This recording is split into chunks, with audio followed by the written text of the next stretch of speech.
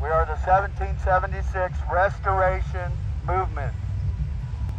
Our goal, our number one goal, our basic overall goal is to restore our constitutional republic through the restoration of a moral society, right and wrong. It's hard to drain the swamp when the alligators are making all the rules.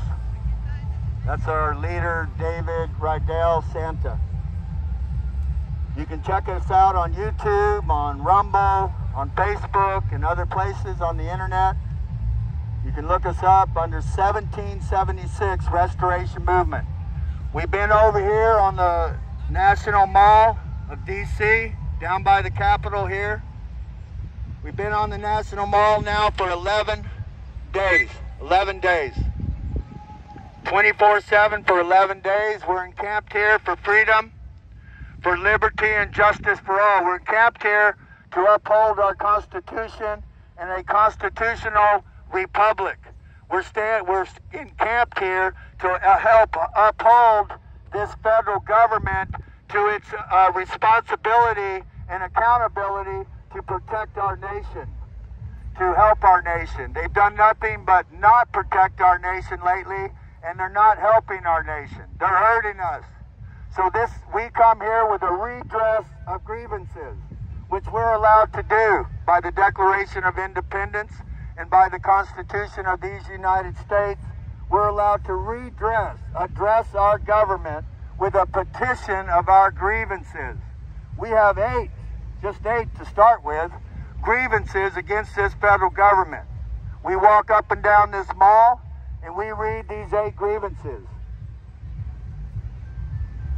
They're the same grievances that many Americans have. I can give you some for an example. The southern border, the inflation, the incredible overreach by a federal government, the growth and size of this federal government. It should be cut at least in half. Yeah, that's hard to do. Sure it is, but the American people can do it. The American people can ask to cut this evil, bloated. They're only evil because they're too big. You get too big and you got millions and millions and millions and millions of employees, you just weaken. The federal government was never meant to be so big and so obtrusive towards the American people. That belongs to the states. The states is where the power is, not the federal government. We, the people, have power over the federal government and our state and local. We should not, never, ever, ever, ever, ever be in fear of any kind of our federal government or of our police and authority forces. They work for us. They come under the consent of the governed. They come under the consent of the governed. If you hang on to your Constitution, you can hang on to your freedom. If you allow your Constitution, U.S. Constitution, to be eroded to such a point where nobody even cares about it or knows about it, then you'll lose your freedom. You'll lose your nation. Isn't it funny? It's not funny. Isn't it strange, very strange? They don't teach our Constitution in the United States schools. Our U.S. Constitution is not adamantly taught in the USA schools. You can talk to 9 out of 10 college kids. 90% know nothing about the U.S. Constitution or the Declaration of Independence or the Bill of Rights. Young people, what's the Bill of Rights? What's the Bill of Rights? What's the Bill of Rights? See, none of us want to even answer because none of us hardly know. Maybe one person out of 10 there even knows what one amendment of the Bill of Rights are. That's where Congress shall make no law prohibiting the exercise of religion or the free exercise of free speech, the free exercise of the press. Y'all aware of our Constitution? If you're not, you need to start wondering what they did to us. They indoctrinated us and brainwashed us to not know it so they could take us over.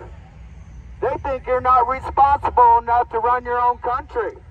Doesn't that kind of get your goat sometimes? They don't honor we the people.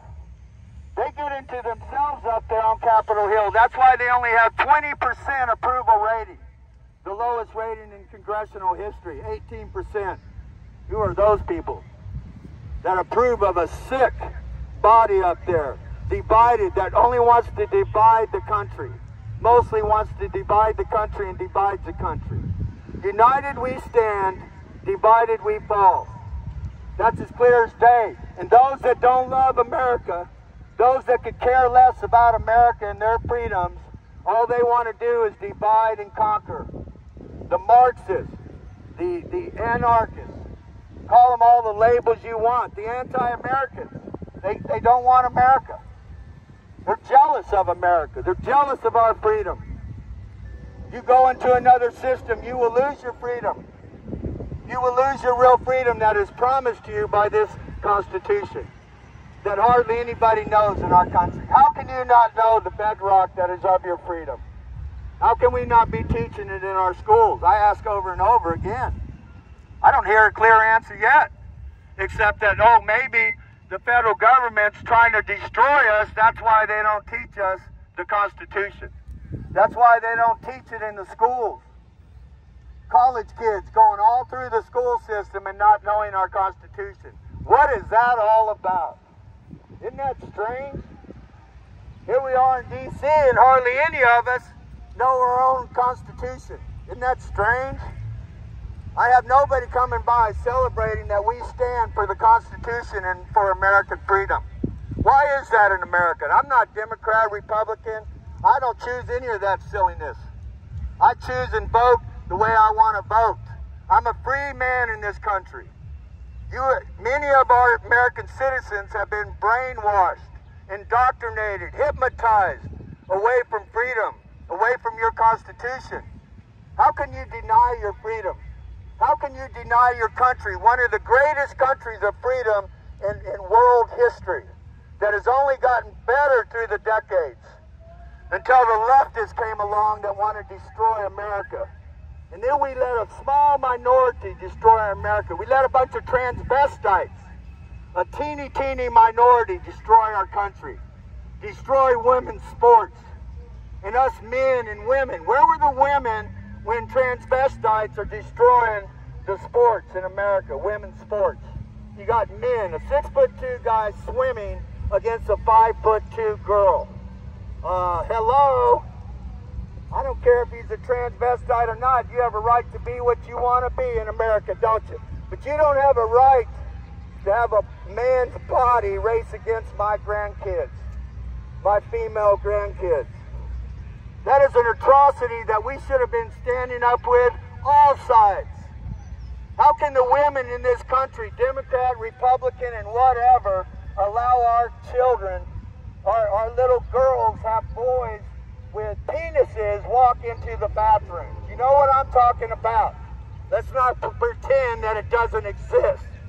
We have it in our own high schools in this region, where transvestite boys, 6'2", 6'3", can go in a swimming pool race against a 5'2" girl and clean all the records. Break all the records because he's a transvestite boy. Sorry, we're going to talk about the harder issues here. A transvestite has a right to be a transvestite in America. A gay person has a right to be a gay person in America. But you don't have a right to get in women's sports and destroy it. You don't have a right, gay people, to get in the Boy Scouts and destroy it. My boys didn't want to go to a Boy Scout meeting with a guy that wants to get in the tent with them. Destroyed the Boy Scouts because of your strong actions for America. We're against evil morals. We want to reestablish a moral society. There is right and wrong. There is right and wrong in this world. We're sick and tired of a government and a media and a television and movie scene that makes good evil and evil good. We're sick and tired of it. We're sick and tired of a few propagating an immoral society for the rest of us. We don't want your immorality. We don't want your transvestite ways. We don't want our little boys dressing up as girls. What, we can't address that on the National Mall? It's being addressed every day. In our school systems, we got transvestites dressing up as women coming to our libraries and entertaining our children. And you think it's funny and okay, but it okays it with our little children. They think it's okay, so little boys now think it's okay to dress up as a woman. How sick can we be? And we wonder why we're so deprived. We wonder why we're losing our freedom. When you allow transvestites to come into the schools and wipe out all the records of the girl athletes, that's insanity. That's immorality. How on earth could the American citizens not stand up during this time, these last several years, of transvestite boys whipping ass on the girl sports? Yeah, that's a reality across America. Most of you aren't facing reality. You don't hear about reality on mainstream media because they're a bunch of illusionary puppets. They are leading you down a yellow brick road to nowhere. The national media. Most of the school government now. Indoctrinating and brainwashing our children non-stop. Indoctrinating and brainwashing our public. Our people, non-stop. Well, we're on to you now, national media. We're on to you now, national media. We got your number. We're watching you. We're on to you now, federal government. We're on to you now, federal government schools. We're watching you now like never before. We're on to you now, national voting.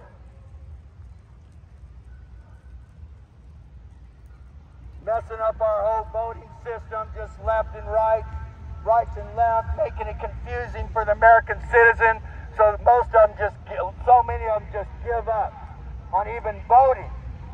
They want to divide and conquer you. That is the elitist plan, and they are doing it. It's been going on for 40, 50 years, 20 years strong, taking over your freedoms and your rights. Stand now, or forever hold your peace. Stand now or give up your freedom.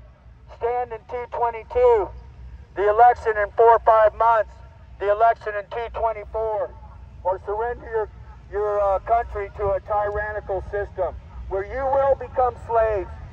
Not me. They will never make me a slave over my dead body.